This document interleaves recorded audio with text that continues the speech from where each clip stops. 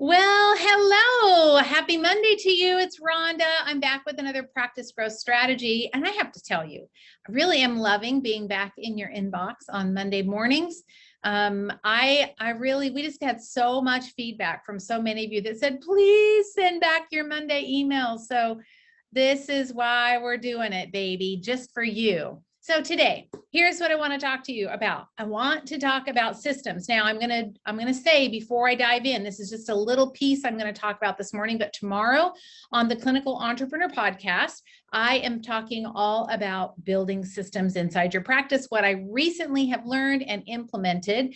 And so, as you know, I'm in the middle of kind of rebuilding this business that I have in Seattle and putting a lot of systems in place. And one of the things that was not happening like it was supposed to be, and it was because I wasn't following up and watching it, was the follow-up on the patients and the leads that come in.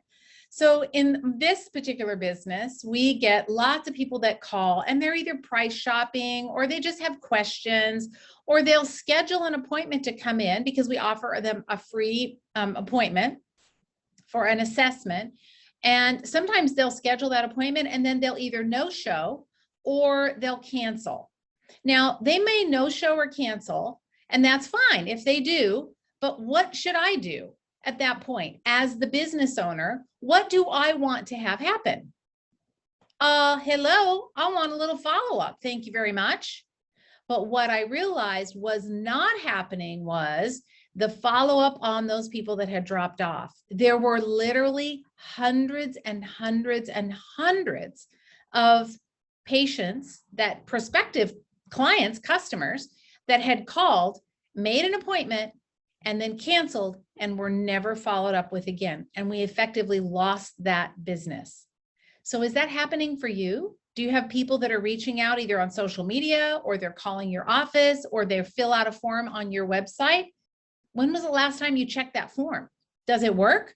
If so, what email does it go to? Who gets notified that someone's filled out a form on your website? Or do you even have a form on your website? You should, by the way. So when someone calls, let's just pick a phone call. When someone calls, what do you want to have happen? This is you as the business owner. This is you as the CEO. And these are the things that I talk about inside that we're like in the middle of doing in Business Coaching Collaborative, is talking about you as a CEO. Who are you as a CEO? When we get started with these business practitioners building their businesses, this is one of the key things we talk about. As the business owner, the buck stops with me. So as the business owner, how do I want these people followed up with? So for me, in my Cool Sculpting clinic, I want 3 follow-ups. And it's actually the same for me on the patient side. I want 3 follow-ups. I want 3 phone calls, and I want 3 emails. Now I send the email and make the phone call on the same day.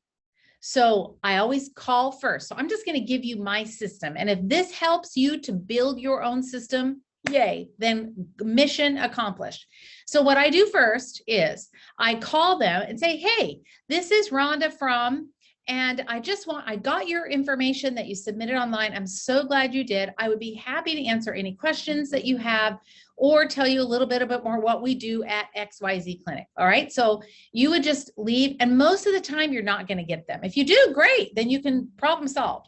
But 95% of the time, they're not going to answer the phone. So I leave a message, and then I tell them, this is the key part. I tell them in the message that I leave that I will be following up with an email. So they'll have my contact info. And then if email is easier for them, then they can just ask questions via email. Pretty simple. So I've responded quickly. I want to respond literally as fast as I can. Sometimes I can't get to them for an hour. Sometimes the leads come in over the weekend, so it has to be Monday morning. But I get to them as quickly as I can, because you want to strike while the iron's hot, right? So I call them, leave a message, tell them I'm going to follow up with an email. Then I follow up with an email and introduce myself again and say, hey, thank you so much. I'm so glad you reached out. I tried calling you and was unable to make contact, so I wanted to introduce myself again via email. See what I'm saying? I just reiterated what just happened. And then I go in and I have this nice template. Now I write this template. You better, if you're not taking notes, you may want to save this one, because this is some good stuff here. I've worked hard on this system. So what I do once I send that email is I set a task reminder for myself, to follow up with them in 3 days, maybe 2 days if it's the first inquiry. But I don't want to hassle them. Like I'm not a person to call every day, every day, every day. That as a consumer, that would make me mad. I would be like, you're pushing me. Don't push me. You're bugging me. So I give them 2, maybe 3 days, and then I'm going to follow up again. And I do the exact same thing. Number 1, I call them. Hey, I'm so sorry. No pressure. Just want to make sure I answer any questions that you have. I'll follow up with a quick email. That email will be coming from, and I give them the email address that it's coming from. So now they know, oh, it might be in my junk mail. And I sometimes will mention that. And then after that phone call, I do the same thing as I did before. I'll follow up with an email, and the email is a little different. It's written a little differently. Like says, hey, just checking in. I missed you the last time. Hope you're doing well. Just want to make sure you don't have any questions. And this is not a sales pitch. I promise I'm not going to sell you anything. I just want to make sure you get your questions answered. So they're like, oh, okay. She's not trying to sell me anything. That's good. I'm happy with that. Nobody likes a pressury salesperson, right? And then I give them maybe 3 days or 4 days after that second inquiry, and I do the exact same thing again. I call, I send a different email, and that different email just says, hey, I hope you're okay. I hope you're getting my emails. I'm not going to continue to bother you, but I just wanted to follow up one last time. See, I'm letting them know it's the last time. I'm not going to be bothering them again like this. I'm still going to be bugging them. You know, I want their business, but I tell them in the phone call and the email, I'm not going to bug you anymore. Just wanted to reach out one more time, just in case there are any questions that I could answer for you. And after that, it's done. And I'm not doing any more. But what happens is at that point, they then go into my nurture series. And the nurture series are those one email that I send out every week. And they just get dumped into there. And if they unsubscribe, they unsubscribe. They were never my ideal person in the first place. That's okay. But that's my system for following up. And I do this religiously. Now, here's your bonus tip, and then I'll stop talking because I know your brain's probably a little overwhelmed. Sorry. Bonus tip is this: to make it easier, I use Outlook and for my email. And what I do in Outlook is I save each of the emails. So there's 3 phone calls and then 3 emails. I save each one of those emails as a signature, basically. And so it's like a template. And so when I go and I'm going to send that email to them, all I have to do is copy and paste their email address in the to field, type in something in the subject line, and then I choose that save template in Outlook. It's in the signature section. I choose the save template, and you know what my templates say? This is real sophisticated. Get ready for this. This is going to blow your mind. First email, second email, third email. Pretty simple. So I know exactly what I'm doing. So if I'm going to send them the first email, I click on that signature. It fills in my email, has my name at the bottom, and I hit send. It literally takes me all of 10 seconds, maybe 15 seconds if I'm distracted. So easy. I don't have to retype the email every time. So when I'm talking about systems, these are the things that I set in place that are written out. So as I'm starting to do more interviews to hire that right person to come in and work here in the clinic, this is what I give them.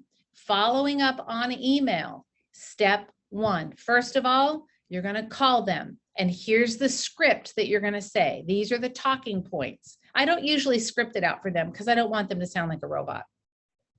But I give them the talking points. Step 2, send this email. Step 3, set a reminder to follow back with the patient in 2 days.